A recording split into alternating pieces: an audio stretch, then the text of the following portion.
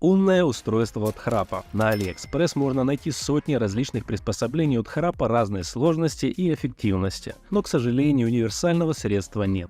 Одним помогают простые затычки в нос, другим же не помогут и продвинутые гаджеты. Принцип работы данного устройства в целом достаточно прост. Когда человек начинает храпеть, прибор начинает создавать вибрации в области горла. Интенсивность воздействия можно настраивать индивидуально под себя и при регулярном использовании призвана значительно уменьшить храп.